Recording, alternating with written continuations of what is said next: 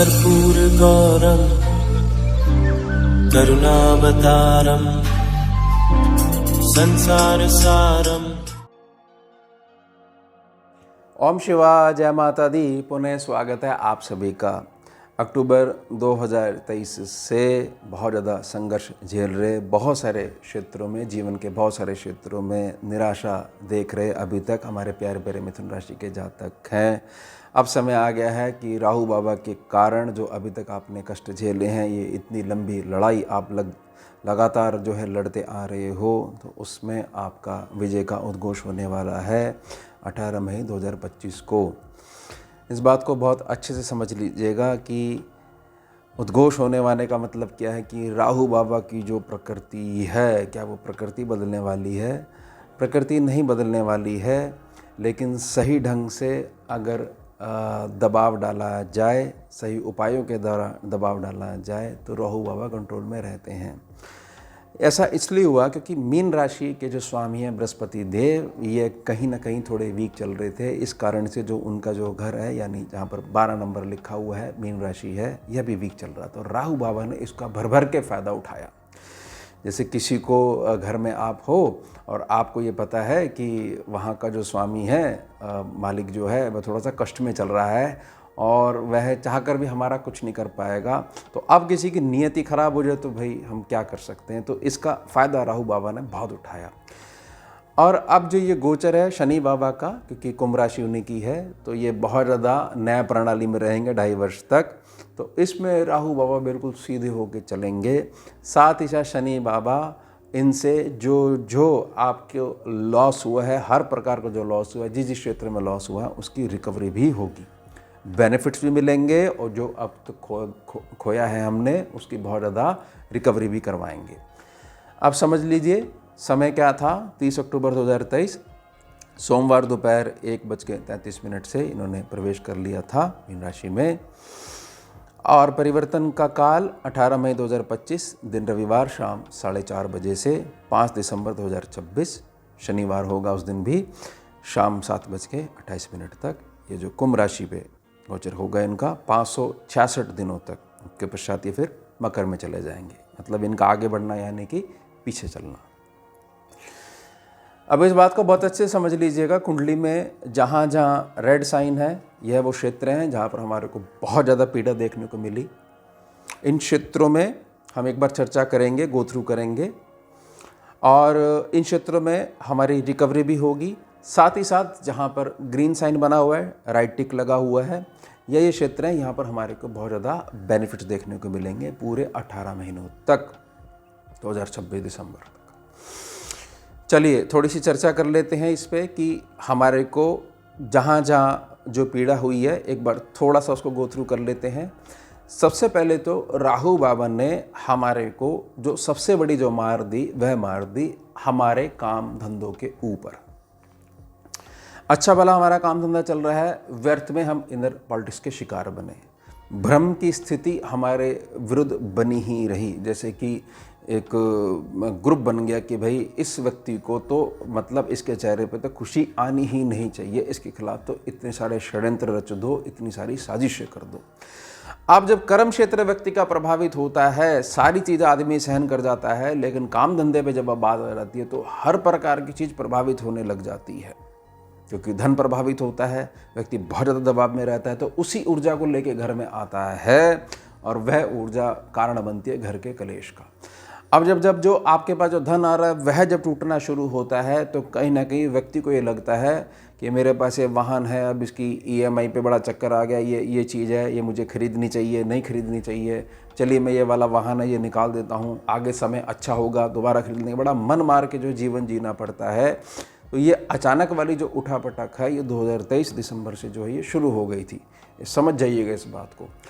उसके पश्चात कि मुझे एक बात बिल्कुल क्लियर नहीं हुई है कि जहाँ मेरा हक है, कागज़ों में भी मेरा नाम है, प्रॉपर्टी सारी चीज़ें ठीक है, फिर भी ज़बरदस्ती के लांछन लगाते हुए मेरे कुटुंब के अपने ही सदस्य हैं, व्यर्थ में उन्होंने मेरे को कोर्ट में खींच दिया।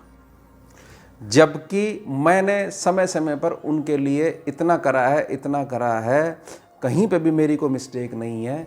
समझ में नहीं आ रहा है जो मेरा भविष्य है मेरे ही अपनों ने बिल्कुल चौपट करवा दिया और उसका सीधा प्रभाव जो मेरे पास नकद धन था, जोड़ा हुआ धन था, वह टूटने लग गया। जो भी मैंने ज्वेलरी जोड़ी हुई थी, जो भी मेरे जैसे आम परिवारों में जो चीज़ें जोड़ी जाती हैं परिवार की समृद्धि के लिए, सब धीरे धीरे तोड़ी गई है। 18 महीने हैं, इस 18 महीने में केवल और केवल मैंने निराशा ही देखी है। उसके पश्चात जब इतनी सारी चीज़ें होंगी और तो व्यक्ति बाहर भी भागता है, मानसिक रूप से टूटता है और कहीं ना कहीं वह समाज में जाकर कर्जा भी उठाता है, जो कि वो नहीं चाहता है कि मुझे कहीं से पैसा लेना पड़े। कोई भी व्यक्ति नहीं चाहता, तो वहाँ से पैसा भी हमारे को उठाना पड़ता है। अब बड़ी स्वाभाविक सी बात है कि प्लानिंग हमारी कोई काम ही नहीं आ रही थी, क्योंकि राहु बाबा पूरी मनमानी कर रहे थे, तो देनदारी बनने लग गई हमारे सर के ऊपर और उससे हमारे पूरा दिन और रात पूरी अस्त व्यस्त हो गई। मानसिक दबाव इतना था, समझ में नहीं आ रहा था कि कहाँ पर किस जगह हम भाग जाएं जो इन सब चीज़ों से हमारा पीछा छूटे। जबकि निजी प्रकृति ऐसी है कि कोई व्यक्ति आज तक का हमारा रिकॉर्ड रहा है, वो उंगली नहीं उठा सकता, लेकिन अब हमारे को बहुत ज़्यादा अपमान का भी भय लगा हुआ है। ये सारी चीज़ें हैं और साथ ही साथ कि भाग्य तो हमारा काम ही नहीं कर रहा है 2023 से। भाग्य तो ऐसा रूठा हुआ है कि नालायक से नालायक जातक जो है वह भी इतनी प्रोग्रेस कर रहा है और हर प्रकार के अधर्म वाले आचरण कर रहा है, उल्टे काम कर रहा है, और फिर देखिए कितनी उसकी प्रोग्रेस हो रही है। और हम जो है बिल्कुल ईश्वर को साक्षी मानते हैं, बिल्कुल सही पथ पे चल रहे हैं और केवल कष्ट उठा रहे हैं। एक प्रकार से ऐसी सोच कि ईश्वर है या नहीं है, यहाँ तक राहु बाबा ने प्रश्न कर दिया। अब शनि बाबा जब दबाव डालेंगे ना, तो इन सारे क्षेत्रों में लाभ देखने को मिलेगा और साथ ही साथ जो पहला जो लाभ है वो देखने को क्या मिलेगा, वह देखने को मिलेगा कि धीरे धीरे, एकदम से तो नहीं, धीरे धीरे जैसे ही जून जुलाई आता जाएगा तो तब हमारे को चीज़ समझ में आएगी कि राहु बाबा ने किस प्रकार से क्या चीज़ करी है कि हमारे पास जो पिछले जन्मों का जो पुण्य था, जो कि प्रारब्ध का ही किस्सा होता है, वो जब हमारे पास आता है तो उसको बीच में ही रोक लिया गया। जब हमारे पास मदद ही नहीं पहुंची तो दुख जो है, कष्ट वो बहुत ज़्यादा हावी हो गए। उस कारण से हर प्रकार का दुख हमने जो झेला है, हमने भी झेला, हमने परिवार में भी हमारे को बहुत ज़्यादा कष्ट देखने को मिला है और हमारे कारण पूरी व्यवस्था हमारे परिवार की अस्त व्यस्त हो गई। बच्चों के लिए जो चीज़ें सोची गई थी वो सब बिल्कुल चौपट हो गई, प्लानिंग चौपट हो गई। उनके एडमिशन्स हैं, शादी हैं, विवाह हैं और मांगलिक कार्य हैं, हर चीज़ पे प्रश्न चिन्ह जो है लग गया, क्योंकि भाग्य ने कहीं भी साथ नहीं दिया। तो वह भर भर के अब साथ देना शुरू कर देगा। ध्यान लिख लीजिएगा, ये मई का महीना है, जाते जाते बहुत कुछ दे के जाएगा। उसके पश्चात जो हमारे व्यवहार में इस प्रकार की चीज़ हो गई थी कि लोग कहते थे कि आप कमरे में अकेले बैठकर किससे बात कर रहे थे, तो मुझे समझ में नहीं आया कि मेरे अंदर ये कहाँ से आदत आ गई कि मैं स्वयं से ही बातें करता रहता हूँ, व्यर्थ में बड़बड़ाता रहता हूँ। कितना ज़्यादा मैं दबाव में रहता हूँ, मुझे समझ में ही नहीं आता है कि मैं जा किस दिशा में रहा हूँ, चल किस दिशा में रहा हूँ, सोच कहाँ पर रहा हूँ और कर क्या रहा हूँ। इस दबाव से भी मैं पूर्णतः मुक्त हो जाऊँगा। समझ जाइएगा, ये बड़ी वैसी चीज़ें हैं जो मूलतः कोई डिस्कस नहीं करता है, ये है पीड़ा।